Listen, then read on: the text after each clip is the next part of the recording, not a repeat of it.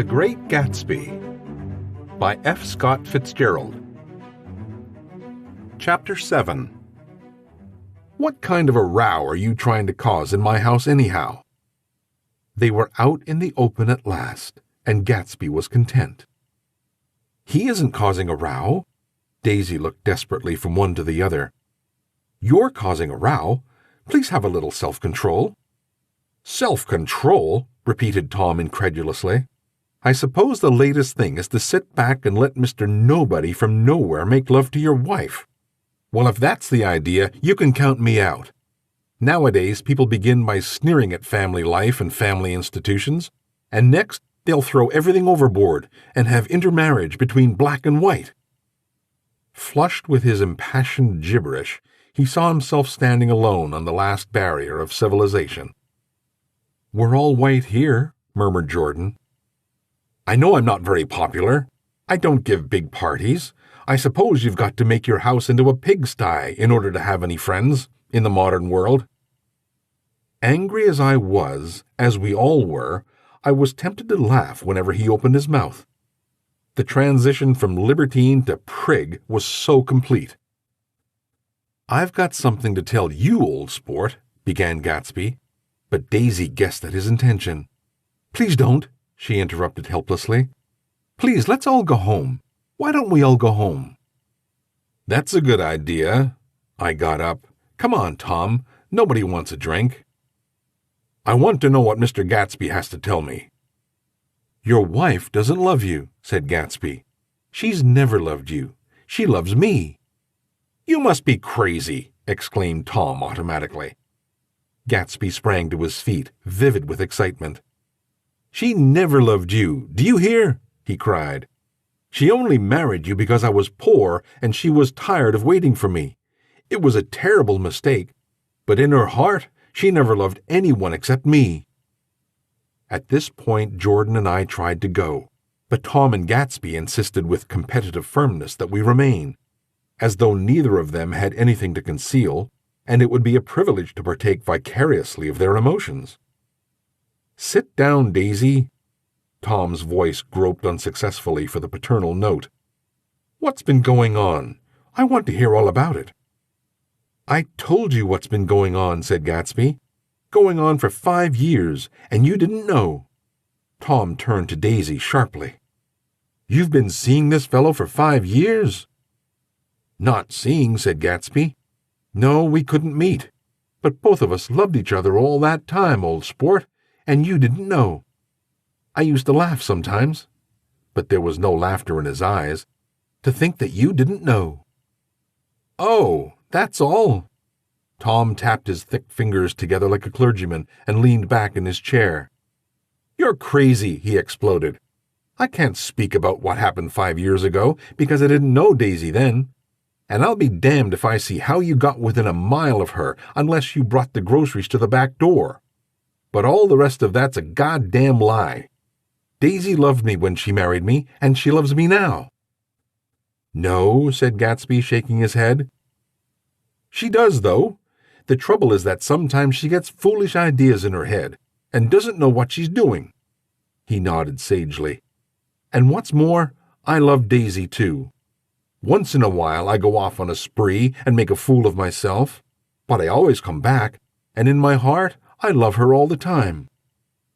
You're revolting, said Daisy. She turned to me, and her voice, dropping an octave lower, filled the room with thrilling scorn. Do you know why we left Chicago? I'm surprised they didn't treat you to the story of that little spree. Gatsby walked over and stood beside her. Daisy, that's all over now, he said earnestly. It doesn't matter anymore. Just tell him the truth, that you never loved him, and it's all wiped out forever. She looked at him blindly. Why, how could I love him? Possibly. You never loved him. She hesitated. Her eyes fell on Jordan and me with a sort of appeal, as though she realized at last what she was doing, and as though she had never all along intended doing anything at all. But it was done now. It was too late. I never loved him, she said with perceptible reluctance. Not at Kapiolani? Demanded Tom suddenly. No. From the ballroom beneath, muffled and suffocating chords were drifting up on hot waves of air. Not that day I carried you down from the punch bowl to keep your shoes dry? There was a husky tenderness in his tone. Daisy! Please don't. Her voice was cold, but the rancor was gone from it. She looked at Gatsby. There, Jay, she said, but her hand, as she tried to light a cigarette, was trembling. Suddenly, she threw the cigarette and the burning match onto the carpet. Oh, you want too much, she cried to Gatsby. I love you now. Isn't that enough? I can't help what's past. She began to sob helplessly. I did love him once, but I loved you too. Gatsby's eyes opened and closed. You loved me too? He repeated. Even that's a lie, said Tom savagely. She didn't know you were alive. Why, there's things between Daisy and me that you'll never know, things that neither of us can ever forget. The words seemed to bite physically into Gatsby. I want to speak to Daisy alone, he insisted. She's all excited now. Even alone I can't say I never loved Tom, she admitted in a pitiful voice. It wouldn't be true. Of course it wouldn't, agreed Tom. She turned to her husband. As if it mattered to you, she said. Of course it matters. I'm going to take better care of you from now on. You don't understand, said Gatsby with a touch of panic. You're not going to take care of her any more. I'm not? Tom opened his eyes wide and laughed. He could afford to control himself now. Why's that? Daisy's leaving you. Nonsense. I am, though, she said with a visible effort. She's not leaving me. Tom's words suddenly leaned down over Gatsby. Certainly not for a common swindler who'd have to steal the ring to put on her finger. I won't stand this, cried Daisy. Oh, please, let's go out. Who are you, anyhow? Broke out Tom. You're one of that bunch that hangs around with Mayor Wolfsheim. That much I happen to know. I've made a little investigation into your affairs, and I'll carry it further tomorrow. You can suit yourself about that, old sport, said Gatsby steadily. I found out what your drugstores were. He turned to us and spoke rapidly. He and this fellow Wolfsheim bought up a lot of side street drugstores here and in Chicago and sold grain alcohol over the counter. That's one of his little stunts. I picked him for a bootlegger the first time I saw him, and I wasn't far wrong. What about it? Said Gatsby politely. I guess your friend Walter Chase wasn't too proud to come in on it. And you left him in a lurch, didn't you?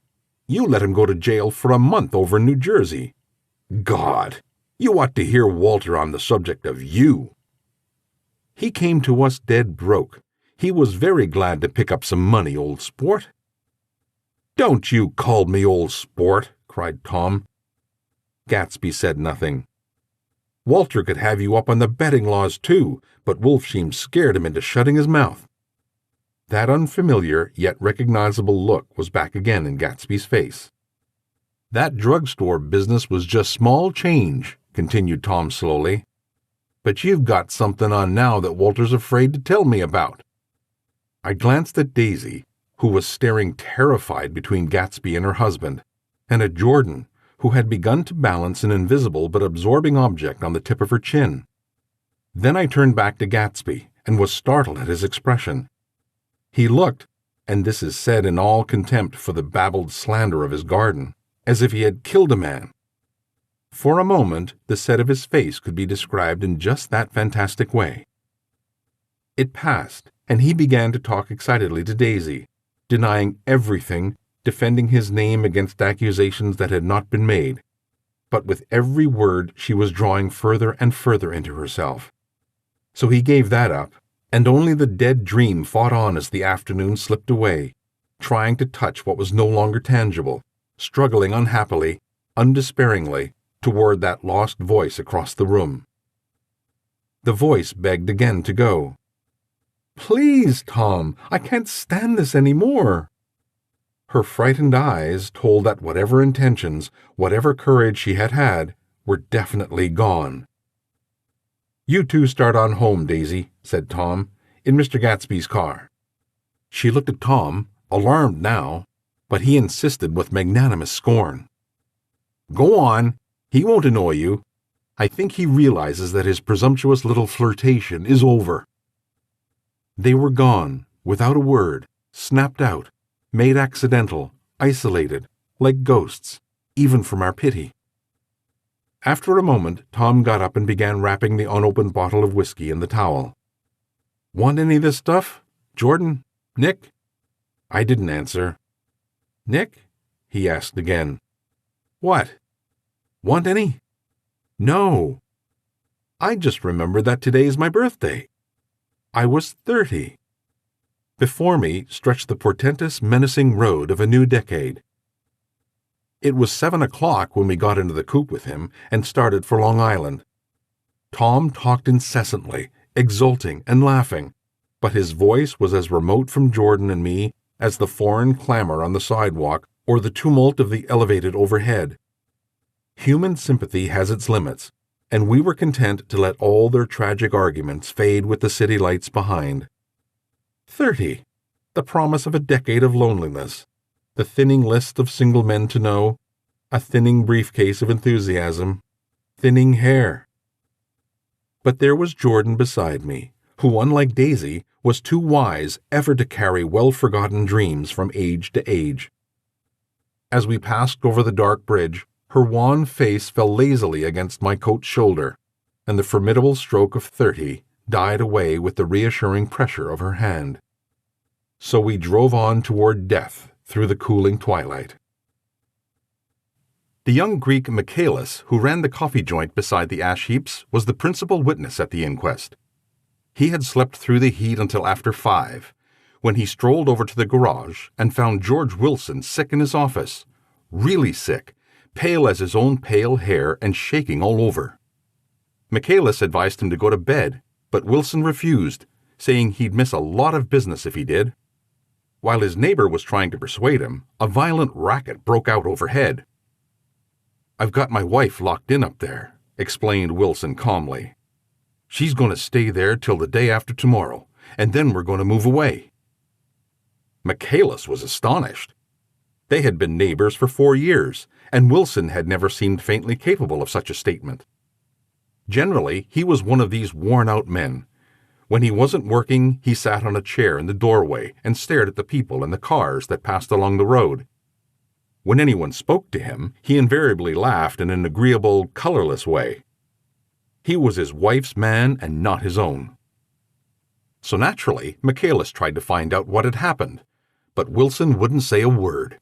Instead, he began to throw curious, suspicious glances at his visitor and ask him what he'd been doing at certain times on certain days. Just as the latter was getting uneasy, some workmen came past the door bound for his restaurant, and Michaelis took the opportunity to get away, intending to come back later. But he didn't. He supposed he'd forgot to, that's all.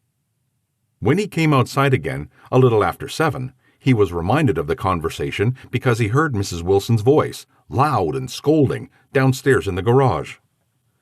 "Beat me!" he heard her cry. "Throw me down and beat me, you dirty little coward!" A moment later, she rushed out into the dusk, waving her hands and shouting. Before he could move from his door, the business was over. The death car, as the newspapers called it, didn't stop. It came out of the gathering darkness, wavered tragically for a moment, and then disappeared around the next bend. Michaelis wasn't even sure of its color. He told the first policeman that it was light green.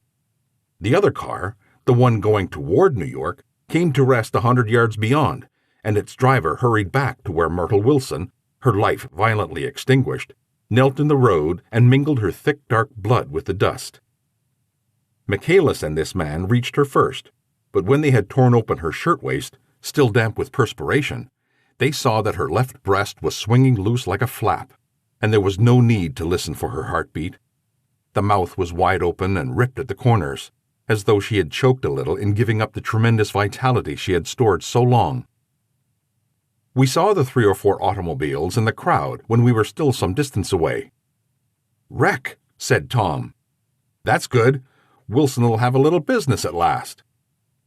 He slowed down, but still without any intention of stopping, until, as we came nearer, the hushed, intent faces of the people at the garage door made him automatically put on the brakes. "We'll take a look," he said doubtfully. "Just a look."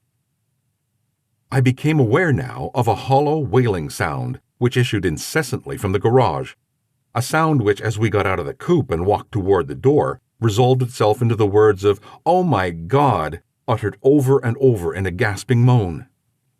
"There's some bad trouble here," said Tom excitedly.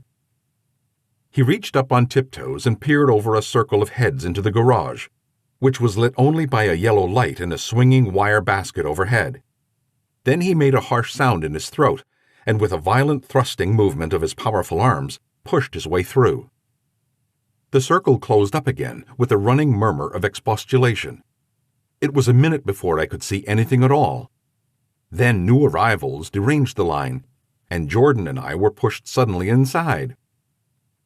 Myrtle Wilson's body, wrapped in a blanket, and then in another blanket, as though she suffered from a chill in the hot night, lay on a work table by the wall, and Tom, with his back to us, was bending over it, motionless. Next to him stood a motorcycle policeman, taking down names with much sweat and correction in a little book.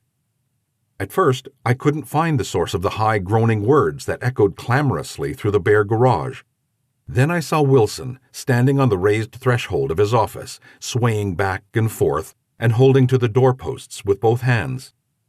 Some man was talking to him in a low voice and attempting from time to time to lay a hand on his shoulder, but Wilson neither heard nor saw. His eyes would drop slowly, from the swinging light to the laden table by the wall, and then jerk back to the light again, and gave out incessantly his high, horrible call. "Oh my God! Oh my God! Oh my God! Oh my God!" Presently Tom lifted his head with a jerk, and after staring around the garage with glazed eyes, addressed a mumbled, incoherent remark to the policeman. "M-A-V," the policeman was saying. "O, no, R," corrected the man. "M-A-V-R-O. Listen to me," muttered Tom fiercely. "R," said the policeman. "O, G, G." He looked up as Tom's broad hand fell sharply on his shoulder. "What do you want, fella?" "What happened? That's what I want to know." "Auto hit her. Instantly killed." "Instantly killed," repeated Tom, staring. "She ran out in a road. Son of a bitch didn't even stop his car." "There was 2 cars," said Michaelis. "One comin', one goin'. See?" "Going where?" asked the policeman keenly. "One going each way. Well, she—" His hand rose toward the blankets but stopped halfway and fell to his side. "She ran out there, and the one coming from New York knocked right into her, going 30 or 40 miles an hour." "What's the name of this place here?" demanded the officer. "Hasn't got any name." A pale, well-dressed Negro stepped near. "It was a yellow car," he said. "Big yellow car. New." "See the accident?" asked the policeman. "No, but the car passed me down the road, going faster'n 40, going 50, 60. Come here and let's have your name. Look out now. I want to get his name." Some words of this conversation must have reached Wilson, swaying in the office door, for suddenly a new theme found voice among his gasping cries. "You don't have to tell me what kind of car it was. I know what kind of car it was." Watching Tom, I saw the wad of muscle back of his shoulder tighten under his coat. He walked quickly over to Wilson, and standing in front of him, seized him firmly by the upper arms. "You've got to pull yourself together," he said with soothing gruffness. Wilson's eyes fell upon Tom. He started up on his tiptoes and then would have collapsed to his knees had not Tom held him upright. "Listen," said Tom, shaking him a little. "I just got here a minute ago, from New York. I was bringing you that coupe we've been talking about. That yellow car I was driving this afternoon wasn't mine. Do you hear? I haven't seen it all afternoon." Only the Negro and I were near enough to hear what he said, but the policeman caught something in the tone and looked over with truculent eyes. "What's all that?" he demanded. "I'm a friend of his." Tom turned his head but kept his hands firm on Wilson's body.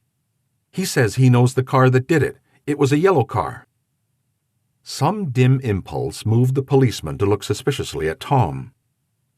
"And what color's your car?" "It's a blue car, a coupe." "We've come straight from New York," I said. Someone who had been driving a little behind us confirmed this, and the policeman turned away. "Now, if you let me have that name again correct—" Picking up Wilson like a doll, Tom carried him into the office, set him down in a chair, and came back. "If somebody'll come here and sit with him," he snapped authoritatively. He watched while the two men standing closest glanced at each other and went unwillingly into the room. Then Tom shut the door on them and came down the single step, his eyes avoiding the table. As he passed close to me, he whispered, "Let's get out." Self-consciously, with his authoritative arms breaking the way, we pushed through the still-gathering crowd, passing a hurried doctor, case in hand, who had been sent for in a wild hope half an hour ago. Tom drove slowly until we were beyond the bend. Then his foot came down hard, and the coupe raced along through the night. In a little while, I heard a low, husky sob, and saw that the tears were overflowing down his face. "The goddamn coward," he whimpered. "He didn't even stop his car." The Buchanan's house floated suddenly toward us through the dark, rustling trees. Tom stopped beside the porch and looked out at the second floor, where two windows bloomed with light among the vines. "Daisy's home," he said. As we got out of the car, he glanced at me and frowned slightly. "I ought to have dropped you in West Egg, Nick. There's nothing we can do tonight." A change had come over him, and he spoke gravely and with decision. As we walked across the moonlight gravel to the porch, he disposed of the situation in a few brisk phrases. "I'll telephone for a taxi to take you home, and while you're waiting, you and Jordan better go into the kitchen and have them get you some supper, if you want any." He opened the door. "Come in." "No thanks, but I'd be glad if you'd order me the taxi. I'll wait outside." Jordan put her hand on my arm. "Won't you come in, Nick?" "No thanks." I was feeling a little sick and I wanted to be alone, but Jordan lingered for a moment more. "It's only 9:30, she said. I'll be damned if I'd go in. I'd had enough of all of them for one day, and suddenly that included Jordan too. She must have seen something of this in my expression, for she turned abruptly away and ran up the porch steps into the house. I sat down for a few minutes with my head in my hands until I heard the phone taken up inside and the butler's voice calling a taxi. Then I walked slowly down the drive away from the house, intending to wait by the gate. I hadn't gone 20 yards when I heard my name, and Gatsby stepped from between two bushes into the path. I might have felt pretty weird by that time, because I could think of nothing except the luminosity of his pink suit under the moon. "What are you doing?" I inquired. "Just standing here, old sport." Somehow that seemed a despicable occupation. For all I knew, he was going to rob the house in a moment. I wouldn't have been surprised to see sinister faces, the faces of Wolfsheim's people, behind him in the dark shrubbery. "Did you see any trouble on the road?" he asked after a minute. "Yes." He hesitated. "Was she killed?" "Yes." "I thought so. I told Daisy I thought so. It's better that the shock should all come at once. She stood it pretty well." He spoke as if Daisy's reaction was the only thing that mattered. "I got to West Egg by a side road," he went on, "and left my car in my garage. I don't think anybody saw us, but of course I can't be sure." I disliked him so much by this time that I didn't find it necessary to tell him he was wrong. "Who was the woman?" he inquired. "Her name was Wilson. Her husband owns the garage. How the devil did it happen?" "Well, I tried to swing the wheel." He broke off, and suddenly I guessed at the truth. "Was Daisy driving?" "Yes," he said after a moment. "But of course I'll say I was. You see, when we left New York, she was very nervous, and she thought it would steady her to drive. And this woman rushed out at us, just as we were passing a car coming the other way. It all happened in a minute, but it seemed to me that she wanted to speak to us. Thought we were somebody she knew. Well, first Daisy turned away from the woman toward the other car, and then she lost her nerve and turned back. The second my hand reached the wheel, I felt the shock. It must have killed her instantly. It ripped her open. Don't tell me, old sport. He winced. Anyhow, Daisy stepped on it. I tried to make her stop, but she couldn't, so I pulled on the emergency brake. Then she fell over into my lap, and I drove on. She'll be all right tomorrow, he said presently. I'm just going to wait here to see if he tries to bother her about that unpleasantness this afternoon. She's locked herself into her room, and if he tries any brutality, she's going to turn the light out and on again. He won't touch her, I said. He's not thinking about her. I don't trust him, old sport. How long are you going to wait? All night, if necessary.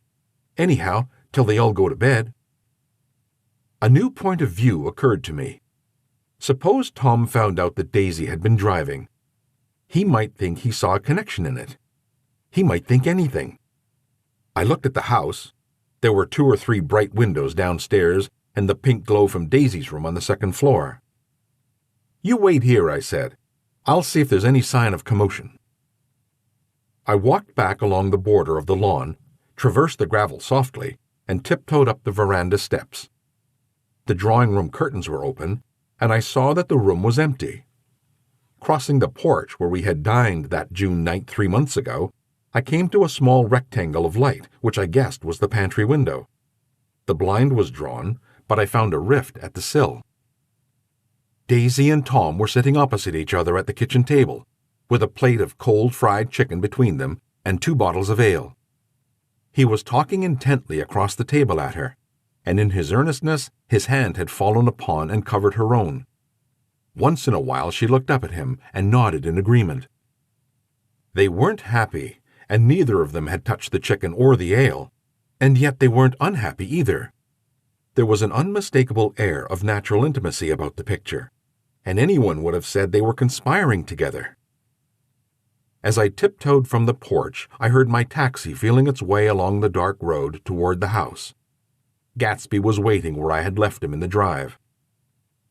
"Is it all quiet up there?" he asked anxiously. "Yes, it's all quiet." I hesitated. "You'd better come home and get some sleep." He shook his head. "I want to wait here till Daisy goes to bed. Good night, old sport." He put his hands in his coat pockets and turned back eagerly to his scrutiny of the house, as though my presence marred the sacredness of the vigil. So I walked away and left him standing there in the moonlight, watching over nothing.